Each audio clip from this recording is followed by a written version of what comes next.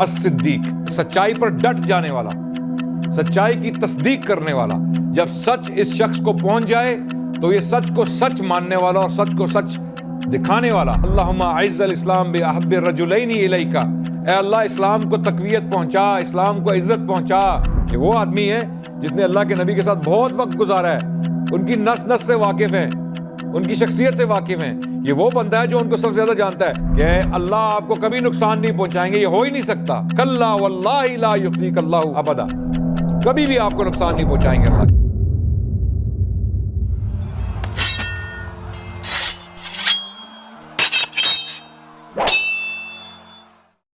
بسم اللہ الرحمن الرحیم، الحمدللہ والصلاة والسلام علی رسول اللہ، اما بعد، اعوذ باللہ السمیع العلیم من الشیطان الرجیم، بسم اللہ الرحمن الرحیم۔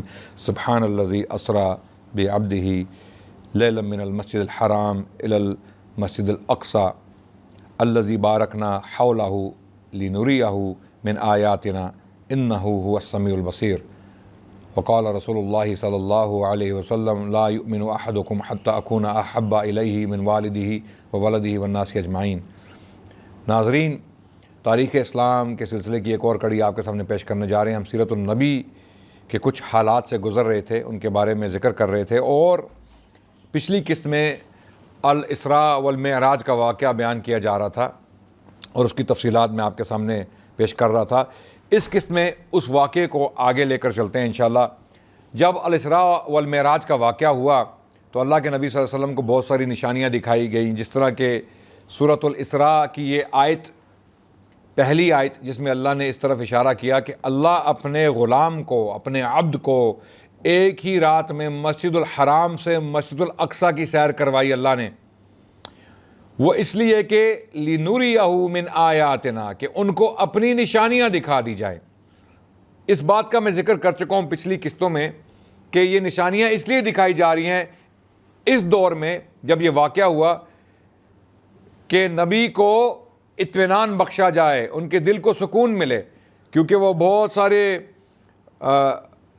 غم کا شکار تھے، ان کے اوپر ظلم کے پہاڑ توڑے گئے، ان کے ساتھیوں کو مارا پیٹا گیا، اللہ کے نبی کو تکلیفیں پہنچائی گئیں، ان کی زوجہ محترمہ خدیجہ رضی اللہ عنہا کا انتقال ہوا، ابو طالب جو ہیں وہ فوت ہوئے، اور پھر طائف میں جو واقعہ ہوا وہ میں بیان کر چکا ہوں پچھلی قسطوں میں۔ تو ان سب واقعات کے بعد اللہ کے نبی صلی اللہ علیہ وسلم غم کا شکار ہوئے، غمگین ہوئے، تو اللہ نے ان کو خوش کرنے کے لیے، ان کے دل کو اطمینان پہنچانے کے لیے، ان کو سکون دینے کے لیے یہ سیر کروائی، اور سیر مسجد الاقصیٰ کی، مسجد الحرام سے ایک ہی رات میں مسجد الاقصیٰ پہنچایا، اور اس کے بعد 7 آسمانوں سے گزارا، معراج ہوا۔ معراج سے مراد عروج ہے، یعنی بلندی پر لے کے گیا اللہ ان کو، اور اس مقام جس کا نام سدرۃ المنتہا تھا تک پہنچایا۔ اس کے بعد اللہ سبحانہ وتعالیٰ سے براہ راست ملاقات ہوئی، جس کا ذکر میں پچھلی قسط میں کر چکا ہوں۔ پھر کچھ نشانیاں دکھائی گئیں، کچھ گنہگار دکھائے گئے، ان کے عذاب دکھائے گئے، ان کو جو تکلیفیں، جو عذاب دیا جا رہا تھا ان کے گناہوں کی وجہ سے وہ دکھائے گئے، یہ پردے اللہ نے اٹھا دیے۔ پھر مالک جو جہنم کا داروغہ تھا اس کو دکھایا گیا، اس کا چہرہ بہت سخت تھا۔ اللہ کے نبی صلی اللہ علیہ وسلم نے پوچھا کہ اس کا چہرہ اتنا سخت اور سنجیدہ اور درست کیوں ہے؟ تو بتایا گیا کہ یہ جہنم کا داروغہ ہے، اس وجہ سے اس کا کسی کی طرف مسکرانا جو ہے وہ مناسب نہیں ہے۔ اور اس کے علاوہ بہت ساری اور نشانیاں بھی دکھائی گئیں، جن کا میں ذکر پچھلی قسط میں کر چکا ہوں۔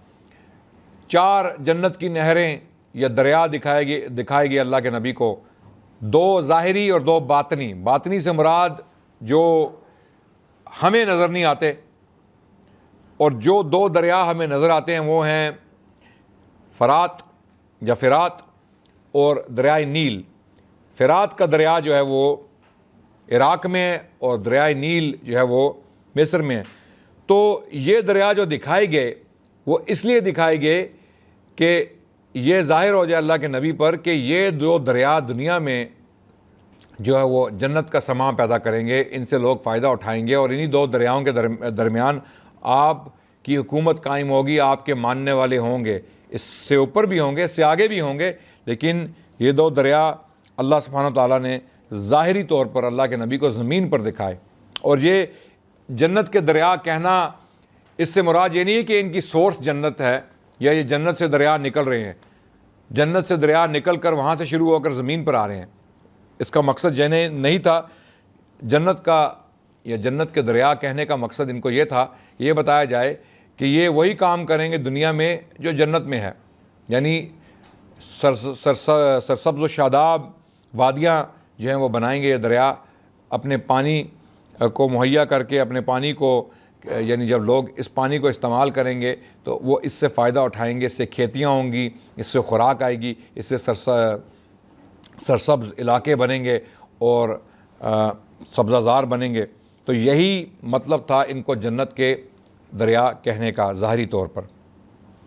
پھر اس کے بعد اور کچھ نشانیاں دکھائی گئیں جن کی تفصیلات سیرت کی کتابوں میں، ہم آگے چلیں گے۔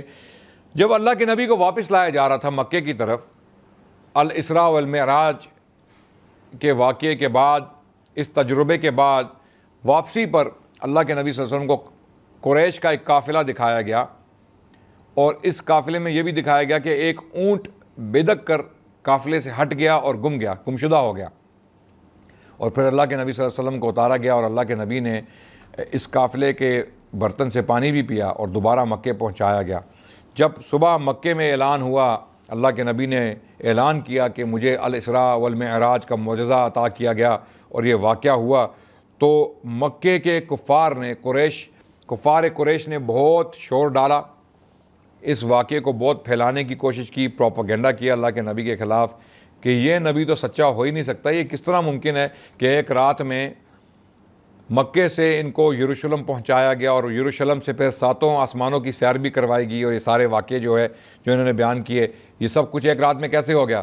تو انہوں نے مذاق اڑانا شروع کر دیا، اور اسی وجہ سے علماء یہ بات جو ہے وثوق سے کہتے ہیں کہ یہ واقعہ ہوش و حواس میں ہوا تھا، یہ نیند کی صورت میں یا خواب میں اللہ کے نبی کو یہ تجربہ نہیں ہوا، بلکہ ہوش و حواس کی حالت میں، جاگنے کی حالت میں اللہ کے نبی جاگ رہے تھے، ہوش و حواس میں تھے جب یہ تجربہ ہوا، اور یہی نبی کا دعویٰ تھا۔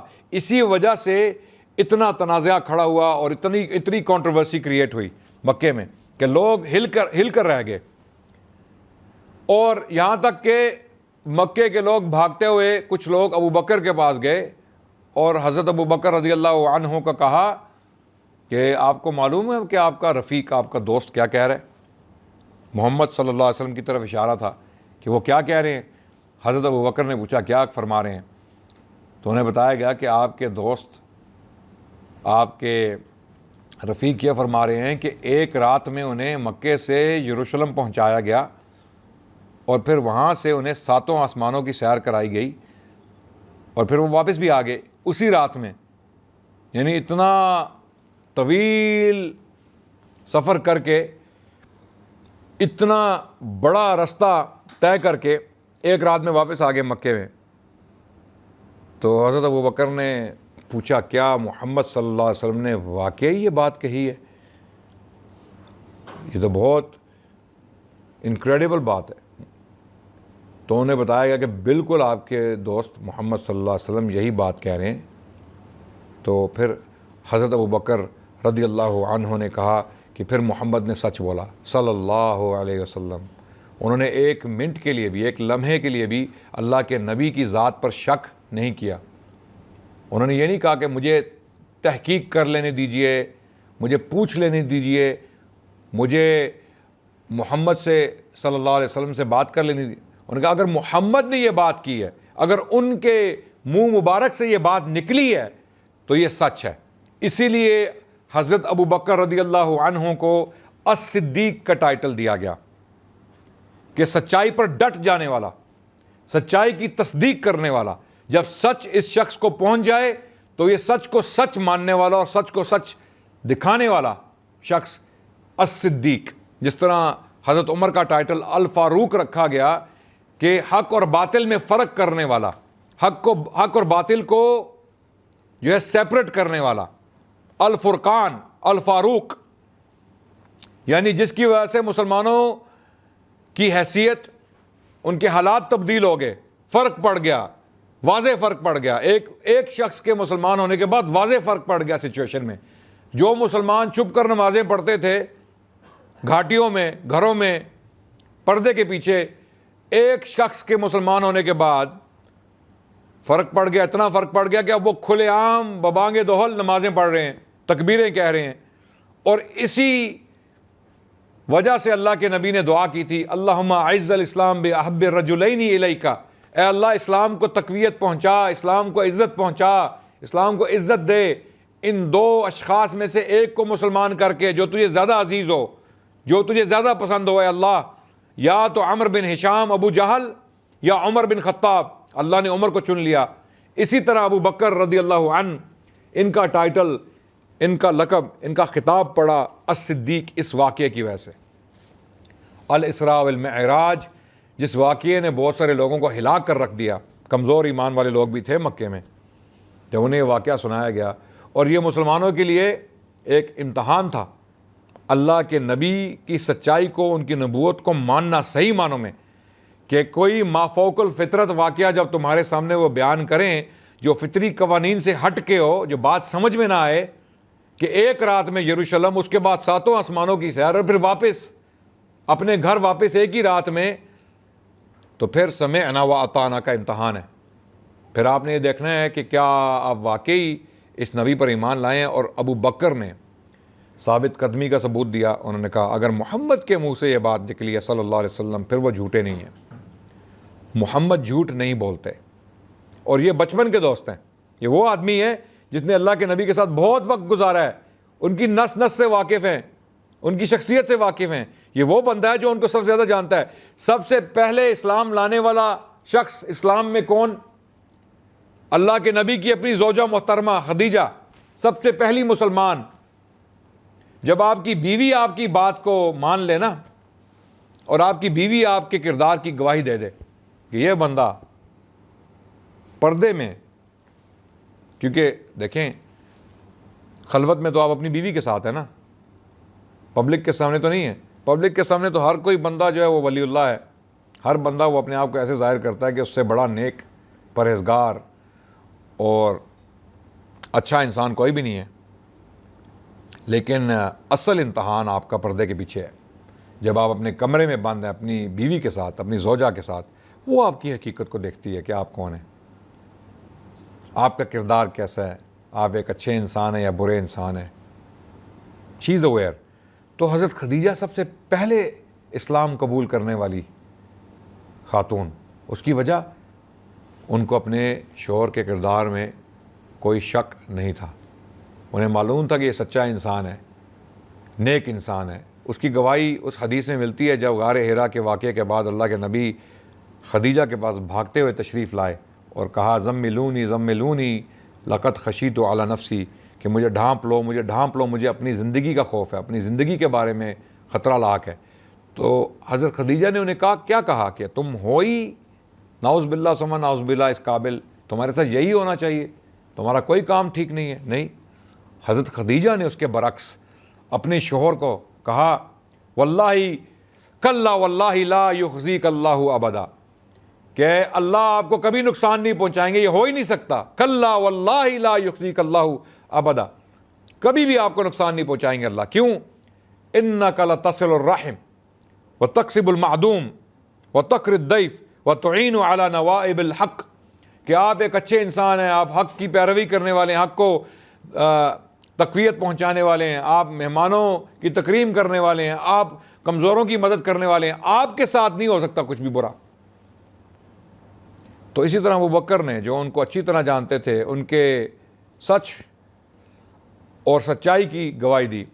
تو یہ واقعہ بہت مشکل تھا بہت سارے لوگوں کے لیے، لیکن اللہ سبحانہ و تعالیٰ نے اس واقعے کے ذریعے مضبوط مومن اور کمزور مومنین کے مابین فرق کر دیا۔ بہت سارے لوگ جو ہیں وہ ان کا ایمان صحیح معنوں میں ظاہر ہو گیا، جو کمزور تھے، ابھی بھی ایج پہ تھے، ان کا بھی پتہ چل گیا کہ یہ لوگ، ان کا ایمان ابھی صحیح معنوں میں پختہ نہیں ہوا۔ اللہ اکبر۔ تو یہ واقعہ بہت زبردست واقعہ تھا اور اس کی کئی حکمتیں تھیں، میں کچھ حکمتیں بیان کر چکا ہوں پچھلی قسطوں میں، اور ایک حکمت یہ بھی ہے کہ پہلی آیت کے بعد جو اللہ نے پہلی آیت سورۃ الاسراء کی بیان کی قرآن میں، جہاں پر اللہ سبحانہ تعالیٰ نے فرمایا اعوذ باللہ من الشیطان الرجیم سبحان الذی اسریٰ بعبدہ لیلا من المسجد الحرام الی المسجد الاقصی الذی بارکنا حولہ لنریہ من آیاتنا انہ السمیع البصیر، کہ اللہ نے اپنے بندے کو ایک ہی رات میں مسجد الحرام سے مسجد الاقصی کی سیر کروائی تاکہ اس کو اپنی نشانیاں دکھا دی جائیں۔ پھر اس کے فوراً بعد اگلی آیات میں اللہ نے بنو اسرائیل کے واقعات بیان کرنا شروع کر دیے، یعنی اللہ نے مسجد الاقصی کے ساتھ بنو اسرائیل کو جو ہے وہ جوڑ دیا۔ بنو اسرائیل کی جو خرابیاں تھیں جو قرآن میں بیان ہوئیں، جو ان لوگوں نے حضرت موسیٰ علیہ السلام کو تکلیفیں پہنچائیں، جو حضرت موسیٰ کا تجربہ ہوا، اللہ نے مسجد الاقصی کے ساتھ ایک جو واقعہ جس کا تعلق تھا اس کو جوڑ دیا بنو اسرائیل کے جو ایشوز ہیں ان کے ساتھ۔ اب اس میں بھی ایک اشارہ ہے کہ یہ مسجد الاقصی جو ہے اس کی قبلہ اول جس کو کہا جاتا ہے، جس کی طرف پہلے مسلمان رخ کر کے نماز پڑھتے تھے، اور ابھی تک مکے میں بھی 5 نمازیں فرض ہو جانے کے بعد مسلمان ان کا قبلہ کہاں تھا؟ مسجد الاقصی، یعنی ڈائریکشن، نماز کی ڈائریکشن جو ہے مکے میں جب لوگ نماز پڑھتے تھے تو وہ شمال مغرب کی طرف تقریباً اپنے شمال کی طرف رخ کر کے نماز پڑھتے تھے، کیونکہ یروشلم کا شہر مکے سے شمال کی طرف تھا اور مدینے سے بھی شمال کی طرف، جب تک کہ قبلہ تبدیل نہیں کر دیا گیا جو مدینے میں ہوا، تو قبلہ اول تھا۔ اور اس کا تعلق اللہ نے سورۃ الاسراء میں بنو اسرائیل کے ساتھ جوڑ دیا کہ یہاں پر کچھ ہونے والا ہے، اور جو آج ہو رہا ہے، اللہ اکبر، یعنی بنو اسرائیل کے بارے میں جو انبیاء کو مشکلات کا سامنا کرنا پڑا اور جو ان کا رویہ تھا انبیاء کے ساتھ، یہ سارا واقعہ اللہ نے سورہ اسراء میں کچھ تفصیل سے بیان کیا۔ تو بنو اسرائیل کے ساتھ اللہ نے جوڑ دیا مسجد الاقصی کو اسی صورت میں سورۃ الاسراء میں، جیسے کہ اشارہ دیا جا رہا ہو کہ یہ مسجد تمہاری مسجد ہے، اس کو چھوڑنا نہیں ہے۔ سب سے پہلی آیت میں اللہ نے ذکر کر دیا مسجد الحرام کا اور مسجد الاقصی کا، ٹھیک ہے۔ مسجد کیا ہے کہ اللہ نے یہ ثابت کر دیا قرآن میں کہ یہ تمہاری مسجد ہے۔ اور یہاں پر مزے کی بات میں آپ کو بتاتا چلوں کہ کیا اللہ سبحانہ و تعالیٰ رسول اللہ کو انبیاء کی امامت مسجد الحرام میں نہیں کروا سکتے تھے؟ سوچنے کی بات، ذرا غور کیجئے۔ یعنی مکے سے اللہ نے اٹھا کے اللہ کے نبی کو مسجد الاقصی کیوں لے کے گئے؟ یہ معراج کا واقعہ تو مکے سے بھی ہو سکتا تھا۔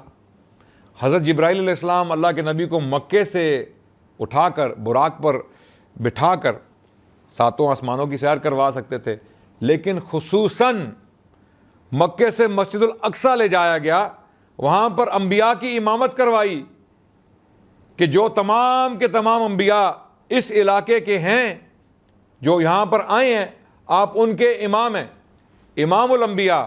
یعنی بنو اسرائیل کے جتنے بھی نبی ہیں، اکثر انبیاء کون تھے؟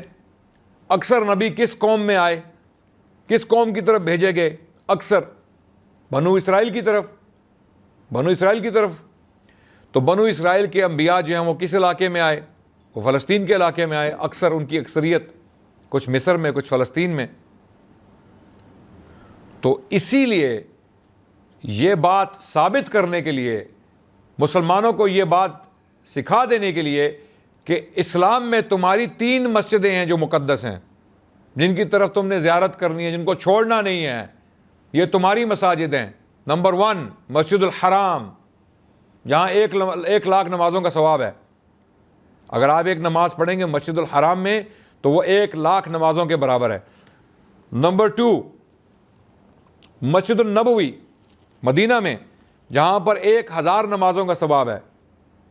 اور مسجد الاقصی نمبر 3 جو اسلام کی مقدس ترین مسجد ہے، اس میں 500 نمازوں کا ثواب ہے۔ تو یہاں پر اللہ سبحانہ و تعالیٰ نے یہ ثابت کرنا تھا کہ اللہ کے نبی کو یہاں پر لایا گیا، فلسطین کے علاقے میں، یروشلم کے شہر میں، مسجد الاقصی میں ہیکل سلیمانی میں سلیمان علیہ السلام نے یہ مسجد بنائی تھی. داؤد علیہ السلام کے بعد سلیمان علیہ السلام نے یہ مسجد بنائی تھی. مسجد تو پہلے کی تھی لیکن سلیمان علیہ السلام نے وہاں پر ایک عبادت خانہ جو ہے وہ کھڑا کیا اور وہی مسجد الاقصیٰ ہے اور وہ اس پر مسلمانوں کا حق ہے. اس کی وجہ یہ ہے کہ یہاں پر اللہ کے نبی نے تمام انبیاء کی امامت کرائی کیونکہ وہ آخر النبیین ہے, وہ خاتم النبیین ہے, وہ سب سے آخر نبی ہیں, امام الانبیاء ہیں. تو اس لیے یہ بات اس کی وضاحت کرنا بہت ضروری تھا. اس سے پہلے کہ ہم آگے چلیں تو اسراء والمعراج کا واقعہ جب ہو گیا تو اللہ کے نبی اپنی تبلیغ جاری رکھتے ہوئے جو بھی لوگ مکے کے شہر میں آتے ان پر اسلام پیش کرتے. اسی دوران پہلی بیعت عقبہ کا واقعہ ہوا اور اس واقعے میں کیا ہوا, کچھ لوگ مدینے سے آئے کیونکہ پہلے میں بیان کر چکا ہوں کہ 6 لوگ یثرب سے آئے, خزرج کے قبیلے کے 6 لوگ, انہوں نے اسلام قبول کیا اللہ کے نبی کے ساتھ اور وہ واپس گئے یثرب کے شہر میں, مدینے کے شہر میں, اور وہاں پر کچھ اور لوگوں کے سامنے اسلام پیش کیا اور انہیں لے کر اپنے ساتھ اگلے سال حج کے لیے مکے لائے. اور جب مکے میں وہ لوگ تشریف لائے تو انہوں نے اسلام قبول کیا اور اس اسلام قبول کرنے کا واقعہ مکے کے باہر ایک گھاٹی میں پیش آیا. اسی لیے اس بیعت کو جو ان لوگوں نے اللہ کے نبی کے ہاتھ پر بیعت کی اس کو پہلی بیعت عقبہ کے نام سے جانا گیا. اور یہ بیعت کرنے والے لوگ جو ہیں ان کے بارے میں انشاءاللہ میں تفصیل اگلی قسط میں بیان کروں گا. تب تک کے لیے السلام علیکم ورحمۃ اللہ وبرکاتہ.